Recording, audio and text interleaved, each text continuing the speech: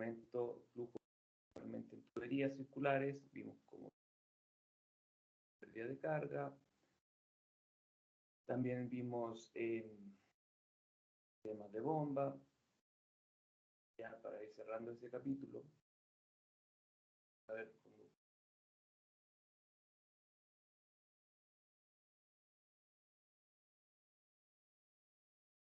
Bien, para enfrentarnos a estos tipos de conductos, vamos a definir el radio hidráulico, el cual se calcula en base a el área que tuviera nuestro conducto dividido por el perímetro mojado. Y aquí, por ejemplo, para este caso, donde tendríamos una especie de tubería con un cilindro interno, el área debiera considerar el área de todo el conducto que está en contacto con nuestro fluido, es decir, en este caso, el área de los dos cilindros. Lo mismo para el perímetro mojado. Entonces, para este caso, tendríamos que el radio hidráulico corresponde a 1/4 de la diferencia de diámetros. Con esta información podemos calcular el número de Reynolds, por supuesto, y aquí vamos a considerar la siguiente diferencia con respecto a lo que habíamos estado viendo hasta el momento. En lugar de considerar el diámetro, que en este caso puede ser 2 veces el radio, tendremos que considerar una constante igual a 4. Y esto nace de que para una sección circular, si calculamos el radio hidráulico, vamos a descubrir de que este es igual a 1/4 del diámetro de la tubería o de la sección circular, cuando uno, por supuesto, esperaría de que fuera la mitad. Ya teniendo el radio hidráulico y el número Reynolds, por supuesto, podremos pasar a calcular las pérdidas de carga. Esto.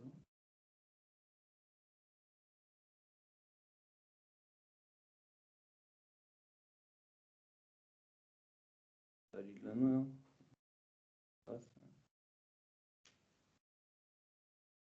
Bueno, el número Reynolds básicamente se calcula de la misma forma. Ahí está. Que lo habíamos calculado anteriormente, perdón, las pérdidas de carga utilizamos la ecuación de Darcy. Y aquí, pues nuevamente vamos a tener la diferencia de que en lugar de dividir por el diámetro, en este término, tendremos que dividir por 4 veces el radio hidráulico. Igual como estuvimos trabajando para tuberías circulares o de sección transversal circular, vamos a tener que utilizar el diagrama de Moody, pero ahora vamos a considerar que la rugosidad relativa es igual a E partido por 4 veces el radio hidráulico, donde epsilon corresponde a la rugosidad absoluta. Aquí, como ven, es bastante directo el cálculo, no tiene mayor dificultad más allá de calcular el radio hidráulico. Estas, por supuesto, son aproximaciones y van a fallar cuando tendremos, por ejemplo, conductos cuya geometría pudiera tener alguna longitud en particular que pudiera ser mucho mayor a otra de ellas, de manera de que la razón entre estas dos es muy grande o muy pequeña. Y ahí ya vamos a tener que entrar a hacer un análisis más profundo. Bueno, eso se les quería mencionar nomás por la clase de hoy. Con respecto a este tema, vamos a ver en la tarde si alcanzamos a hacer algún ejemplo, pero ya me gustaría ir terminando este capítulo y pasar ya al siguiente, que corresponde al de flujos externos viscosos. Bien, por flujos externos, por supuesto, nos estamos refiriendo a fluidos, al flujo de fluidos no confinados, donde ya la superficie o la frontera no, por supuesto, no confina nuestro fluido, sino que se encuentra sumergida o corresponde a una de las fronteras donde la otra no existiría, en contacto con nuestro fluido. Por supuesto, tenemos el caso más común, o uno de los casos más comunes, desde un punto de vista académico, que corresponde a el flujo de un fluido alrededor de una esfera. Bueno, aquí primero les voy a presentar una primera aproximación que pudiéramos hacer para estudiar este tipo de flujos, y que corresponde a la suposición de que nuestro fluido es invisible. Entonces, para resolver o estimar los valores de las propiedades de nuestro flujo, podríamos utilizar la ecuación de Bernoulli, y a partir de ella obtendríamos líneas de corriente de la siguiente forma. Aquí me gustaría primero hacer algunos algunos detalles. El primero es de que en esta figura el punto A y el punto C corresponden a puntos de estancamiento. Estos puntos son puntos donde la presión es la más alta, y además la velocidad es igual a 0.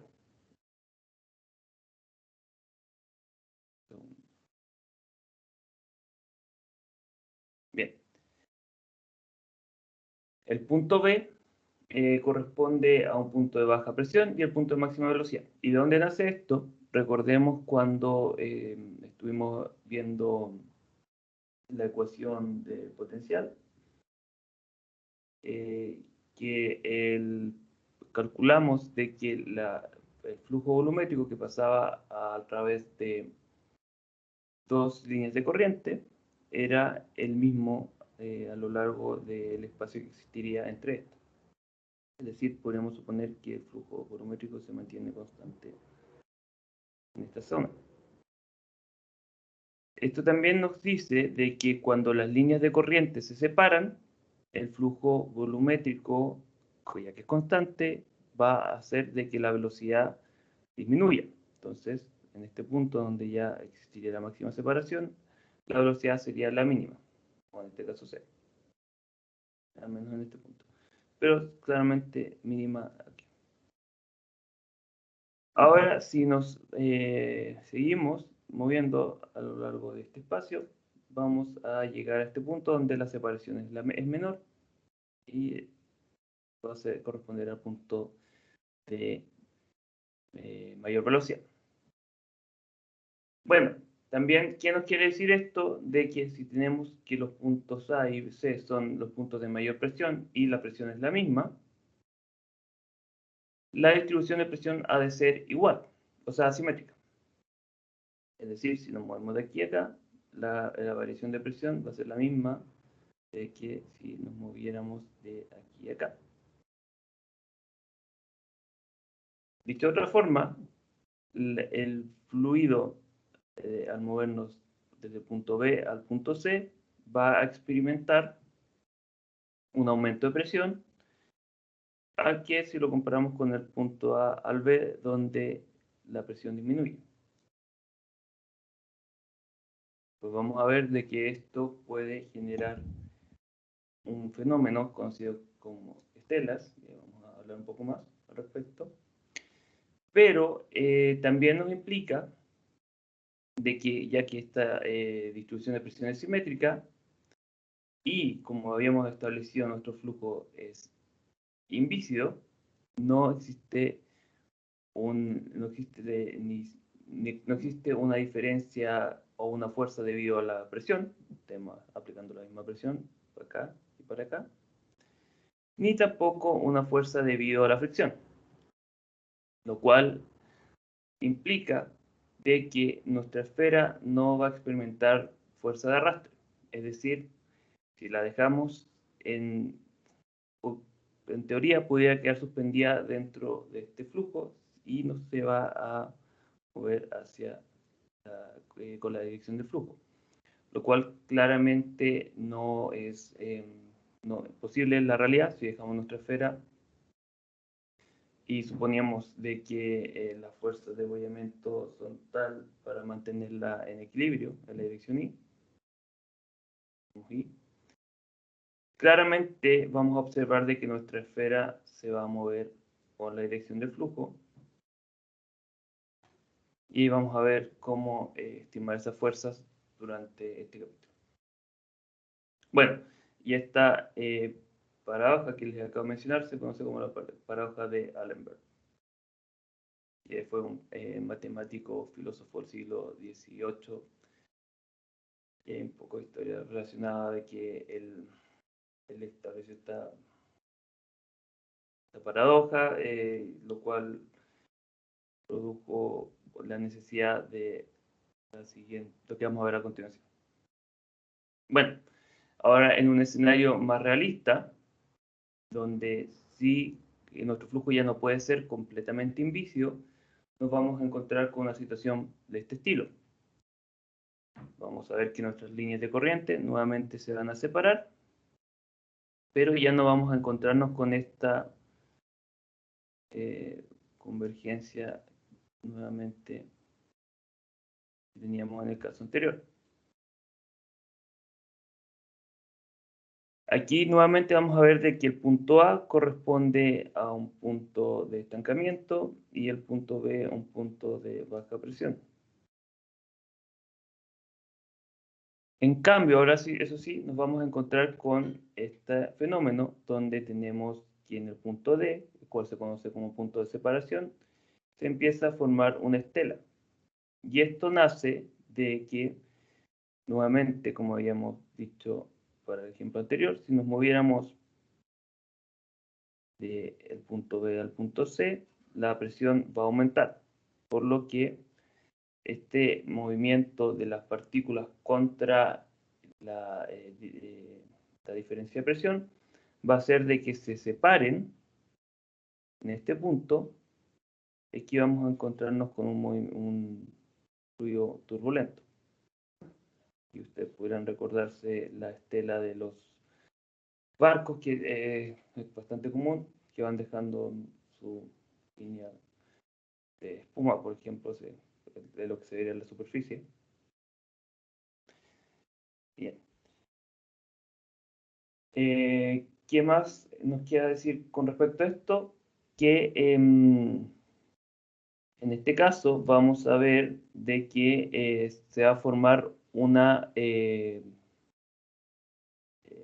capa límite, la cual ya les mencioné un poco en el capítulo de flujo interno, cuando hablamos de longitud de entrada. Esta capa límite va a ser bastante delgada, que aquí se ve exagerada, por supuesto. Y dentro de esta capa límite ya vamos a tener un comportamiento de fluido viscoso. Fuera de ella podemos tratar a nuestro fluido como invisio. La suposición de la existencia de esta capa límite nos va a permitir la existencia de fuerzas viscosas y ya no vamos a tener esta paradoja que les mencioné, en este caso de que existen fuerzas viscosas, sí vamos a lograr tener una fuerza de arrastre. Además, ya que vamos a tener presiones en la dirección opuesta, en la zona de la estela, nos vamos a encontrar con una fuerza adicional, la cual va a generar mayor arrastre que estas fuerzas de fricción que nos encontraríamos en la zona previa al punto de separación. A medida de que esta estela se hace más ancha, por así decirlo, en este caso, las fuerzas van a ser mayores y a medida de que se hace más angosta, podemos tenemos puntos de separación un poquito más hacia la derecha, se van a hacer menores. Es decir, mientras más grande la esfera, mayor va a ser la fuerza de arrastre. Vamos a hablar después al respecto. Esta estela o la formación de ella va a depender bastante de la geometría del cuerpo. Por ejemplo, ustedes probablemente se han visto o están familiarizados con este tema, se han visto probablemente muchas veces de programas donde muestran de cómo se utilizan túneles de viento y se optimiza la forma de los autos, por ejemplo. Eso básicamente para cambiar la geometría y reducir este punto de separación o moverlo más hacia la derecha. Bueno, ya habiendo hecho esta pequeña introducción, nos vamos a pasar a uno de los casos más simples que nos vamos a encontrar y que corresponde a una placa plana. Aquí vamos a hablar un poco sobre la capa límite para que no tengamos problemas después. Bueno, vamos a considerar un flujo de nuestro fluido, el cual es uniforme, con una velocidad U, la cual vamos a denominar velocidad de corriente libre. Y este flujo se encuentra con nuestra placa, la cual vamos a considerar que tiene es afilada en este punto donde se enfrentan. Y esto es para evitar la formación por la generación de turbulencia. Bueno, a medida de que nos movemos a la derecha, en este caso, la dirección X, vamos a ir viendo que se inicia la formación de esta capa límite. Aquí recordemos nuevamente la situación que nos habíamos enfrentado cuando hablábamos de longitud de entrada. Teníamos una situación por el estilo. Nuestra capa límite se iba formando y teníamos de que a medida de que nos movíamos dentro de nuestra tubería,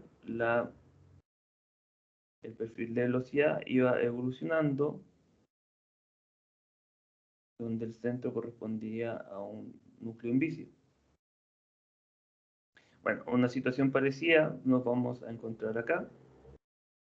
Vamos a tener un perfil de velocidad que demuestra la acción de esta fuerza viscosa y una sección ya que solo depende de la velocidad del corriente libre. Aquí tenemos que U puede ir a ser una función de X, pero aquí la velocidad en la dirección X va a ser una función de X y de Y. Esto va a ser, se va a cumplir para toda la capa límite, es decir, a medida que nos movemos hacia ella. Bueno, ¿cómo se va formando esta capa límite? Primero nos vamos a encontrar con una primera zona donde nuestro flujo dentro de esta capa límite se comporta como un fluido laminar, un flujo laminar. A medida de que nos vamos moviendo a la dirección X, vamos el número de Reynolds, el cual les voy a mencionar enseguida la diferencia que tenía con el número de Reynolds para tuberías, va a ir aumentando, por lo que vamos a encontrarnos con una zona donde va a existir una transición. Y finalmente ya nos vamos a encontrar que nuestro flujo se vuelve completamente turbulento. Por supuesto, los perfiles de velocidad en estas secciones va a depender del régimen en el que se encuentra. Entonces, aquí ya vamos a ver la existencia de estas láminas o capas que no se mezclan, como ya podemos recordar, para el flujo laminar, y ya en flujo turbulento vamos a encontrar este comportamiento más caótico. Bueno, aquí vamos a vamos a caracterizar este flujo o la formación de esta capa límite con el número Reynolds. Y aquí la diferencia, recordemos de que para tuberías utilizamos Reynolds D igual a la densidad por la velocidad medio de nuestra tubería por el diámetro partido por la viscosidad. Pero ahora para el flujo en esta placa plana, flujo externo, vamos a utilizar X, donde X corresponde a la distancia entre el inicio de nuestra placa y el punto en el que nos encontramos. X. Entonces pueden ver cómo a medida de que nos movemos en la dirección X positiva, el número Reynolds va a ir aumentando, porque claramente la posición X también lo va a hacer. Bueno, ¿qué más les puedo decir de esta figura? La cual es cualitativa, la placa límite no es tan ancha, les voy a adelantar de que la placa límite va aumentando a medida que nos movemos en la dirección X, pero el ancho de la placa límite, capa límite, y cuando ya nos movemos en un flujo turbulento, la tasa con la que aumenta se acelera. Entonces, el ancho al principio aumenta relativamente lento, pero ya entrando en turbulento este aumenta bastante más rápido. Bueno, entonces vamos a hablar del espesor de la capa límite. Aquí nos vamos a encontrar con tres posibles definiciones. La primera, que corresponde a que el espesor va a corresponder a la distancia vertical, por supuesto, que existe entre la superficie y el punto en el que la velocidad es aproximadamente 99% el valor de U. Es decir, aquí vamos a ver cómo va aumentando la velocidad, que matiza aquí. Y aquí el punto donde corresponde al 99% o 0.99 U va a corresponder al punto en el que tenemos que medir nuestro espesor. Esto, por supuesto, es un poco, no queda bien definido, por lo que quizás deberíamos utilizar otras definiciones. Y la primera corresponde al espesor de desplazamiento, el cual queda definido como la distancia que debiéramos mover la placa. Y les voy a mostrar un esquema después para que les haga más sentido.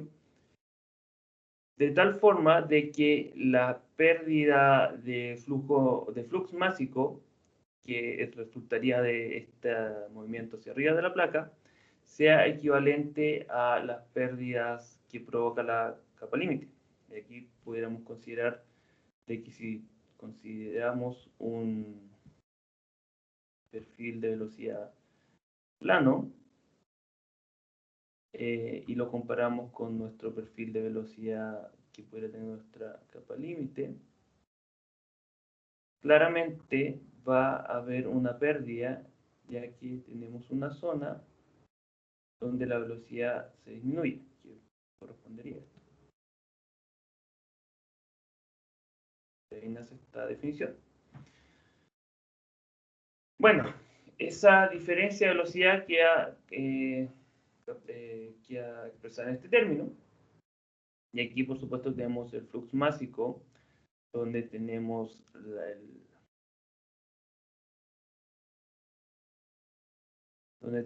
la densidad, por supuesto la velocidad, que sería para el caso donde nuestro perfil de velocidad es plano, y sus correspondientes dimensiones. Y aquí W es el ancho de la placa hacia el papel, o la dirección Z, y suponemos X. Y. Bueno, de esta igualdad, que simplemente sigue esta definición que ya les mencioné, llegamos a la siguiente expresión, que es una expresión integral. por lo que esta definición se denomina como una de espesor integral. Aquí es importante notar de que ya que habíamos definido de que el espesor de la capa límite era aproximadamente 0.99%, vamos a encontrar de que esta variación de velocidad va a ser mayor, por supuesto, dentro de toda esta zona que se encuentra bajo este espesor que habíamos definido. Por lo que la integral no necesariamente lo vamos a tener que hacer de 0 a infinito, sino que simplemente hasta un espesor de la capa límite, el cual vamos a calcular más tarde. Dicho de otra forma también, ya que delta corresponde al punto donde ya la velocidad es prácticamente la velocidad de la corriente libre. Si seguimos integrando más allá de este punto, la variación que vamos a encontrar en este término va a ser muy poca. Por lo que esta integral simplemente la podemos realizar a este punto. Y de manera aproximada, por supuesto. Bueno, otra definición corresponde al espesor de momentum, θ, el cual similarmente, de manera similar a como habíamos definido el espesor anterior, el espesor de desplazamiento, perdón. Este espesor se va a definir como la distancia nuevamente que debiera moverse la placa verticalmente, y ahora vamos a hacer la diferencia de que la pérdida va a ser de flux de momento. Entonces vamos a encontrarnos con una expresión bastante similar, donde aquí nuevamente podemos aproximar esta integral simplemente hasta la distancia delta y no a la distancia o hasta infinito, siguiendo lo que les acabo de explicar. Bueno, ¿qué significa esto? Aquí lo podrán notar un poquito mejor de lo que les expliqué en palabras. Nuevamente tenemos nuestro espesor de la capa límite delta, y se define como el punto donde ya la velocidad alcanza 0.99 veces el valor de la velocidad de corriente libre. Y ya estas espesores integrales, donde nuevamente debiéramos mover esta placa límite, pero esta no es exactamente así. Podría ser de aquí continuo un poquito. Va a depender, por supuesto, del flujo. Donde básicamente movemos nuestra placa hacia arriba para considerar estas pérdidas que produciría este perfil de velocidad no plano. Bien.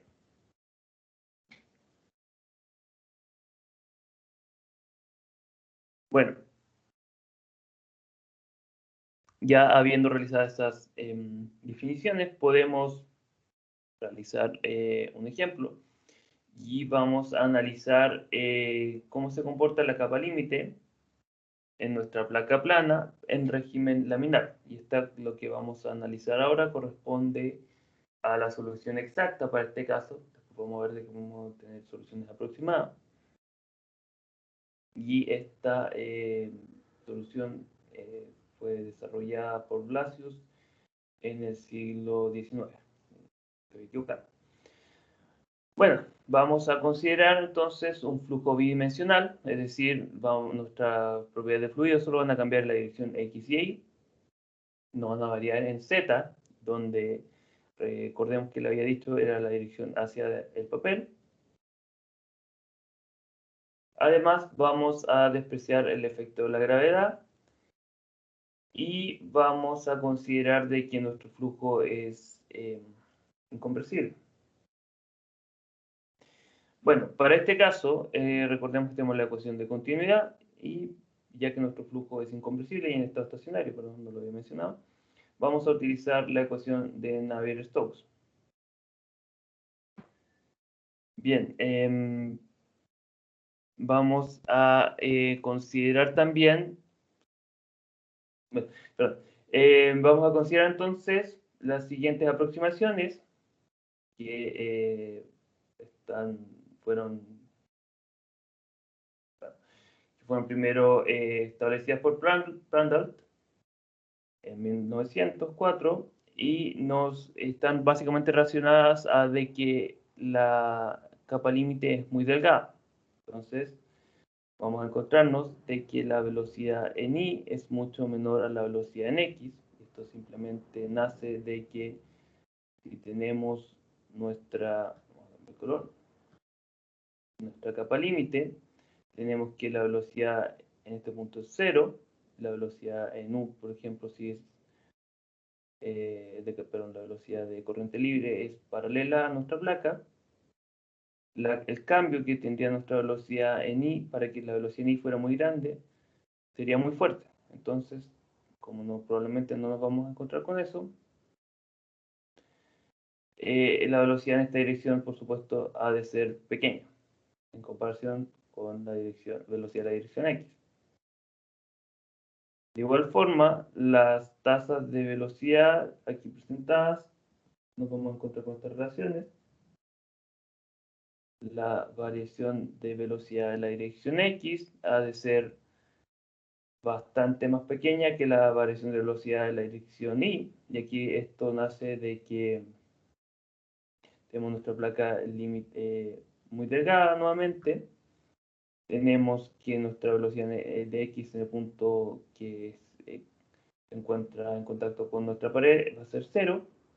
Entonces el cambio de velocidad en la dirección y ha de ser bastante fuerte, ya que esto nuevamente es bien delgado, en comparación con lo que quizás no encontraríamos con la dirección x, donde si encontramos en este punto, para compararlo con este, quizás la versión no va a ser tan grande. Lo mismo para la velocidad en i. Finalmente, vamos a encontrarnos con que el número Reynolds toma valores elevados, y aquí esto nace de la definición del Reynolds para la dirección x, donde hemos dicho que Rx igual a ρ x partido por mu. Entonces, como después vamos a ver cómo va aumentando rápidamente. Entonces, como depende de esta dirección en x, vamos a ver de que este aumenta muy rápido. Bueno, con estas suposiciones y volviendo a la ecuación de Navier-Stokes en el componente y, nos vamos a encontrar de que, ya que habíamos dicho que la tasa de cambio de la velocidad y es bastante pequeña con la dirección x, este término se hace aproximadamente igual a 0. Lo mismo que habíamos dicho que la velocidad ni era bastante pequeña. Este término es aún más pequeño porque habíamos dicho que la tasa de cambio de la velocidad y es pequeña. Y este término nuevamente, perdón, x, y este término es nuevamente pequeño porque la velocidad en i habíamos dicho que era pequeña. De esta forma, y simplificando esta ecuación, vamos a llegar a la siguiente ecuación, donde el cambio de la presión en I va a ser aproximadamente igual a 0. O dicho de otra forma, la presión solo va a cambiar en la dirección X. Por lo que pudiéramos no considerar esta ecuación de Navier-Stokes en la dirección I para nuestra resolución. Y además nos indica de que la presión no cambia a lo largo, perdón, a través de nuestra capa límite, sino que solamente a lo largo. Es decir, consideramos nuestra capa límite, vamos a tener que la presión en este punto ha de ser la misma que en este. Sin embargo, la presión en este punto no será la misma que en este. ¿Sí? Que no varía en esta dirección, pero sí en esta.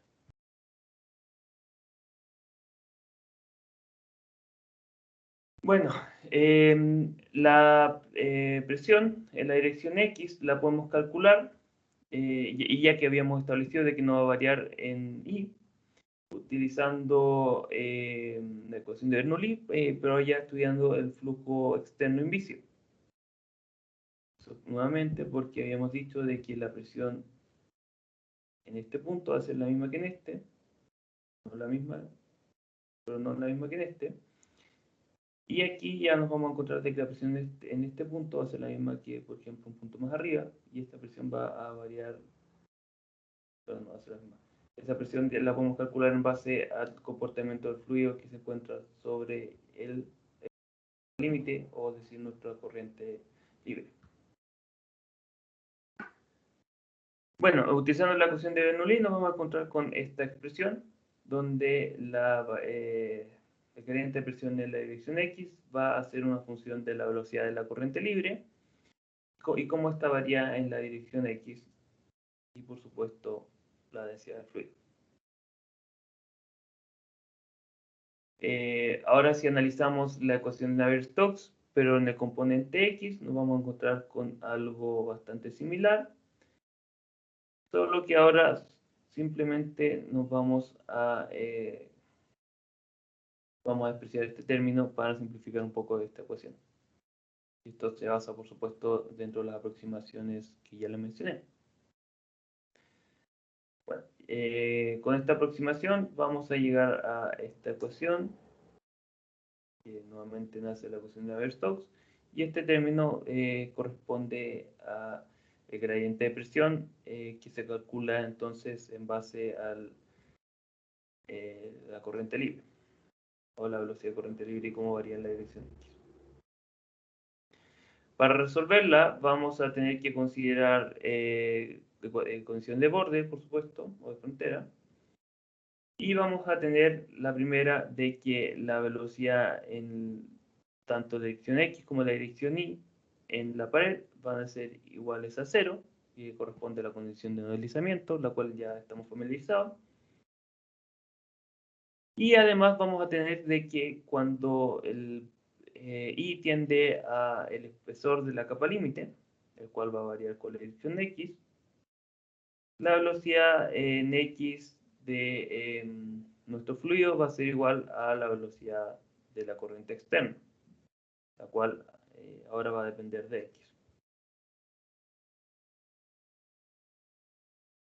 Bueno, estas ecuaciones pueden ser resueltas de forma exacta si consideramos de que este término se hace igual a 0, es decir, la presión no varía con la dirección X.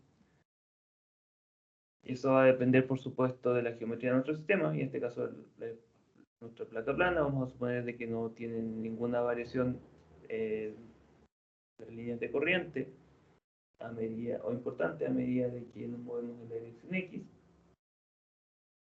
Y esto, como ya les había mencionado, se había logrado por Blasius y en el siglo XX, en el siglo XIX, como había mencionado, me disculpo. Y él básicamente lo que hizo fue establecer de que la razón o la distribución de velocidades dentro de la capa límite va a ser una función de eta, y aquí eta va a corresponder a esta expresión. En base a este cambio de variables, podemos llegar a la siguiente ecuación diferencial no lineal de tercer orden, y tenemos que considerar, por supuesto, nuestras condiciones de borde, las cuales nacen de nuestras condiciones de borde ya mencionadas. No vamos a hacer mucho hincapié en esto, más allá de sus resultados. En base a esta expresión que habíamos mencionado, vamos a llegar a que el espesor de la capa límite, partido por X, y esto se hace esto de manera tradicional, podríamos decir delta es igual a 5.0x Reynolds X elevado a un medio.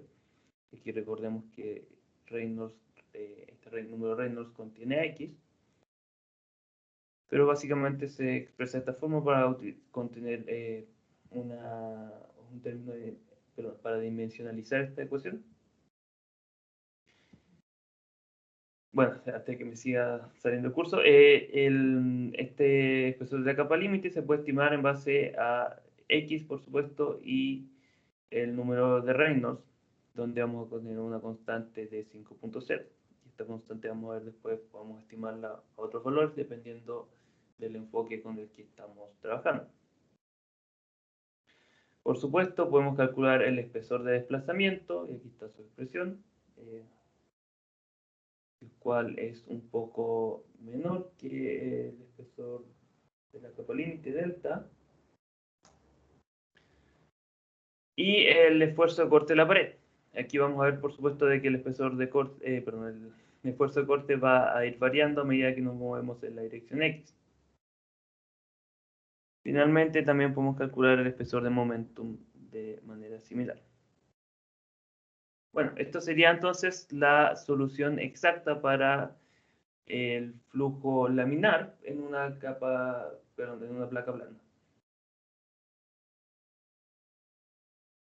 De igual forma, pudiéramos ya no considerar este enfoque diferencial que utilizó Blasius y más bien considerar un enfoque integral.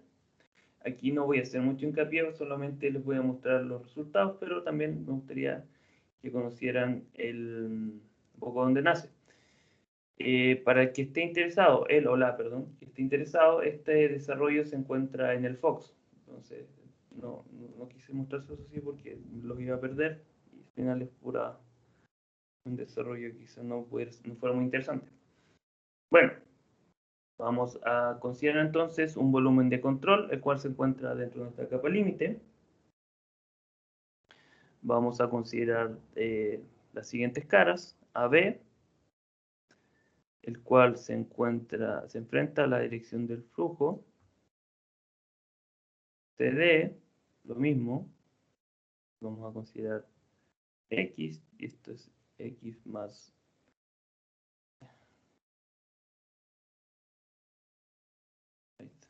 X. Y BC y AD.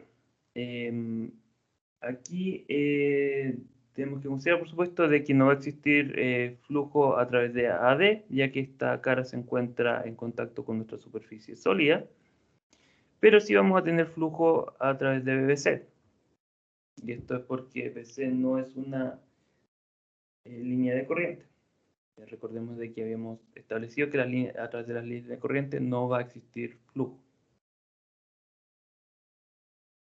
Bien, vamos a considerar, por supuesto, de que nuestro flujo es bidimensional, incompresible, en estado estacionario, y de que las fuerzas de cuerpo, como la gravedad, pueden ser despreciadas. Es decir, en este caso vamos a tener de que nuestro flujo es perpendicular a la dirección de la gravedad, o que simplemente ese término no es importante. Bueno. Al tomar estas consideraciones, vamos a llegar a la siguiente expresión, que me gustaría mencionarles brevemente. Vamos a tener de que el esfuerzo de corte de la pared va a ser una función del espesor de momentum y del espesor de desplazamiento, delta asterisco. Aquí noten de que se encuentra el término correspondiente al gradiente de presión, por lo que podemos hacer ciertas simplificaciones que les voy a mencionar. Bueno, como ya habíamos mencionado, podemos establecer de que tau va a ser una función de teta y delta asterisco, que corresponderían a los espesores integrales ya definidos. Pero aquí no tenemos la capa límite, al menos de forma explícita. El espesor, perdón, delta. Este espesor va a estar establecido en la definición de teta y teta asterisco, que recordemos tienen un integral que va de 0 a delta. Entonces, en base a esta expresión vamos a poder calcular nuestro espesor de la capa límite. Bueno, ¿y cómo se hace esto? Vamos a tener que tomar tres consideraciones. La primera es de que vamos a tener que tener una aproximación de la distribución de la velocidad de corriente libre, U, y la cual podemos determinar en base a suponer de que nuestro flujo es invisio y no existiera esta capa límite. Por supuesto, esto es una aproximación. Y por supuesto, esta distribución va a depender de la forma física o geométrica de nuestro cuerpo. Además, vamos a tener que suponer la forma de nuestro perfil de velocidad, el cual pudiéramos no conocer. Y esta, por supuesto, va a ser una forma relativamente razonable. Finalmente, vamos a necesitar derivar una expresión para el esfuerzo de corte de la pared, que va a depender de nuestro perfil de velocidad supuesto. A ver, un pequeño ejemplo. Bueno, vamos a considerar ahora de que no existe un gradiente de presión, es decir, que como nuestra velocidad en U no va a variar pero nuestra velocidad de corriente libre no va a variar con la dirección X, es decir, de U a dx se hace 0, por lo que no existe esta variación de presión. De esta forma, este término se hace igual a 0 y simplemente nos quedamos con esta ecuación. Bueno, al tomar esta consideración y además suponiendo de que nuestra distribución de velocidad va a ser una función de I partido por delta, que era nuestro espesor de la capa límite, podemos llegar a la siguiente expresión, en la cual pudiéramos evaluar. Ahora, por supuesto, no conocemos la variación o la distribución de la velocidad de x partido por u con respecto a este término, por lo que vamos a tener que hacer una pequeña suposición. Además, por supuesto, vamos a necesitar satisfacer condiciones de contorno apropiadas, y aquí podemos volver a nuestra condición de no deslizamiento, donde nos indica de que la velocidad en la dirección X va a ser igual a 0 cuando nos encontremos en contacto con la pared. Además, ya que la velocidad en el espesor de la capa límite era aproximadamente la velocidad de la corriente libre, podemos establecer de que cuando nos encontramos en ese punto, la velocidad es simplemente igual a esta velocidad de corriente libre. Y además podemos considerar de que en este punto también la variación de velocidad en la dirección Y es aproximadamente igual a 0, lo que simplemente quiere decir de que en ese punto ya la variación de velocidad es muy pequeña. Vamos a encontrarnos, por ejemplo, para el caso de flujo turbulento, de que el mayor gradiente de velocidad se va a encontrar cerca de la pared. Después ya la variación de velocidad se hace más pequeña y el perfil se vuelve cada vez más plano. Entonces ya encontrándonos en el punto donde, perdón, en el espesor de nuestra capa límite, esta variación ya va a ser 0. Bueno, tomando en cuenta estas consideraciones y, perdón, condiciones de contorno, podemos resolver nuestra... vamos a considerar entonces un flujo laminar primero. A todo esto, esta expresión no considera, a diferencia de la expresión anterior, no considera de que nuestro flujo se encuentra en régimen laminar ni turbulento. Es una expresión ya más generalizada, entonces pudiéramos aplicarla a nuestros casos en particular. Bueno, vamos a hacer primero el ejemplo para flujo laminar. Vamos a suponer de que la velocidad o el perfil de velocidad se puede aproximar a un polinomio de orden 2. Resolviendo este polinomio utilizando nuestras condiciones de contorno, podemos llegar a la siguiente expresión, en la que la distribución de velocidad va a ser una función de eta, por supuesto, Y vamos a tener 2eta menos z al cuadrado. Y al reemplazar esto ya en nuestra ecuación que habíamos establecido acá, llegamos al siguiente resultado, donde podemos calcular el espesor de la capa límite, y aquí noten de que la constante no es 5, sino 5.48 o 5.5 aproximadamente. O sea, ¿qué nos quiere decir esto? Bueno, primero de que esta aproximación que realizamos de suponer la forma del perfil de velocidad entrega resultados bastante razonables. Acuérdense de que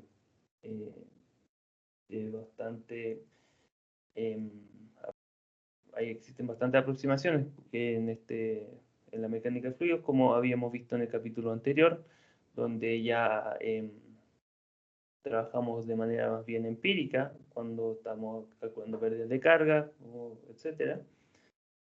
Entonces, un error del 10% no es para nada malo, considerando de que fue una suposición simplemente en nuestro perfil de velocidad.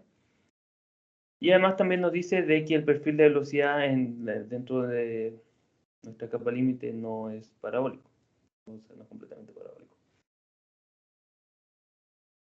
Bueno, por supuesto, considerando esta aproximación, podemos calcular entonces nuestro espesor de la capa límite en distintos puntos, ya con este enfoque integral. De igual forma, podemos calcular otras propiedades, pero aquí nos vamos a detener un poco, y vamos a definir el coeficiente de fricción.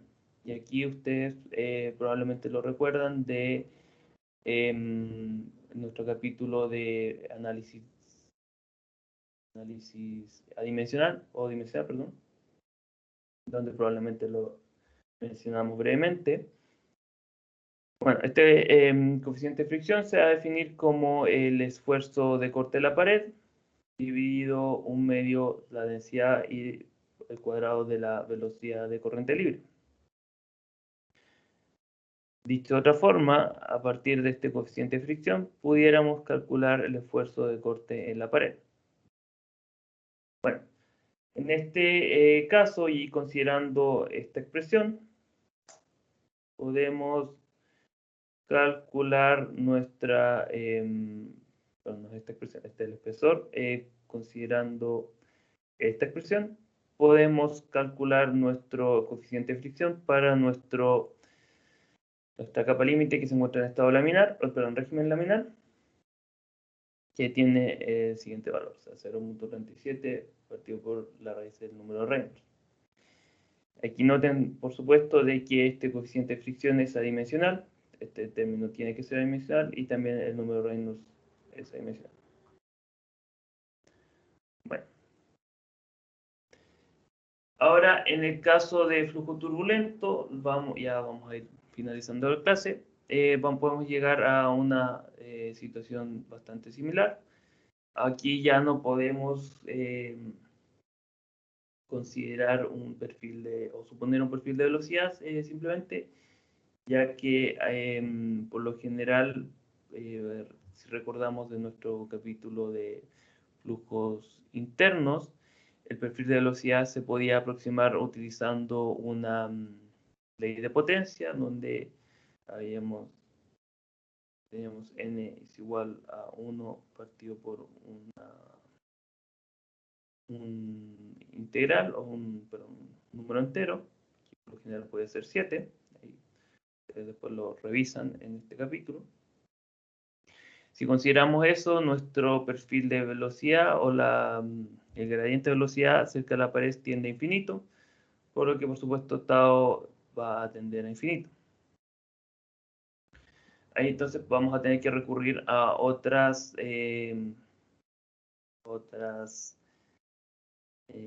aproximaciones, donde ya quizás hablamos de un tau doble que es una función de, por ejemplo, la velocidad promedio dentro de nuestro flujo.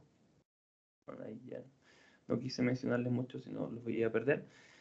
Bueno, para este caso de flujo turbulento podemos estimar, y siguiendo un protocolo bastante similar, el espesor de la capa límite, utilizando la siguiente expresión, y por supuesto nuestro coeficiente de fricción con el que podemos calcular nuestro esfuerzo de corte. Bueno, esto sería por la clase de ahora de la mañana. Vamos a la grabación antes de continuar.